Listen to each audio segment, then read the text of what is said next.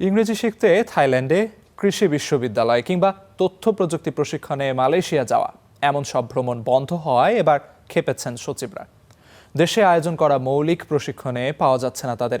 এতে সচিবদের জন্য দেশীয় প্রশিক্ষণ বাধ্যতামূলক করার কথা ভাবছে জনপ্রশাসন মন্ত্রণালয়। উপসচিব থেকে অতিরিক্ত সচিব পদমর্যাদার ৫০০ কর্মকর্তার মৌলিক দক্ষতা অর্জনে প্রশিক্ষণের উদ্যোগ সরকারের। এজন্য ২০১৯ সালে ৪৭ কোটি ৭১ লাখ টাকা ব্যয়ে প্রকল্প হাতে নেওয়া হয়। এর সংশোধিত মেয়াদ চলতি বছরের জুন পর্যন্ত বাড়ানো হয়েছে।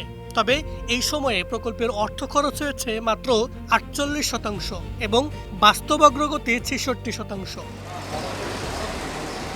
এসব প্রশিক্ষণে অংশগ্রহণ করছেন না সচিবরা। সংশ্লিষ্ট সূত্র বলছে, তাদের বিদেশ ভ্রমণ বন্ধ থাকায় এমন পরিস্থিতি তৈরি হয়েছে। সবশেষ প্রশিক্ষণের জন্য নির্ধারিত সময়ে প্রয়োজনীয় আবেদন না পাওয়ায় দুটি ব্যাচে ৫০ জন অংশ নেওয়ার কথা থাকলেও মাত্র ১৮ জনকে পেয়েছে বাস্তবায়নকারী সংস্থা বিয়াম ফাউন্ডেশন। এটা তো আসলে জনপ্রশাসন থেকে বিজ্ঞপ্তিটা দিয়েছে। এখন জনপ্রশাসন থেকে আমাদের যে কজন পার্টিসিপেন্ট পাওয়া গেছে, আমরা সেই কজন পার্টিসিপেন্ট দিয়ে করেছি। এখনো জনপ্রশাসনের ফাইলই রয়ে গেছে, ফাইলে এখনো কোনো নড়চড় হয়নি। পরিকল্পনা মাফিক প্রশিক্ষণার্থী না পাওয়ায় প্রকল্প শেষ করতে পারছে না কর্তৃপক্ষ। তাই আরও ২ বছর প্রকল্পের মেয়াদ বৃদ্ধির সুপারিশ করেছে জনপ্রশাসন মন্ত্রণালয়।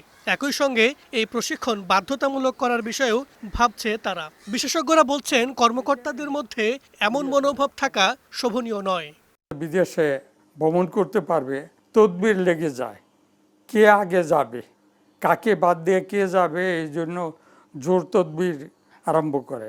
দেশের মধ্যে সীমাবদ্ধ থাকে, তখন কিন্তু কর্মকর্তা পাওয়া যায় না। তো এই ক্ষেত্রে সরকারেরও আপনার গাফিলতি আছে।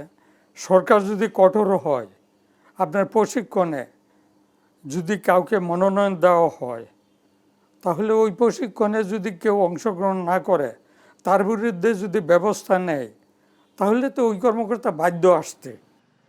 দেশীয় প্রশিক্ষণে কর্মকর্তাদের অনাগ্রহ আর বিদেশ প্রশিক্ষণ স্থগিত, দুই সংকটের মাঝে প্রশাসনের দক্ষতা উন্নয়নের নতুন পথ খুঁজছে জনপ্রশাসন মন্ত্রণালয়।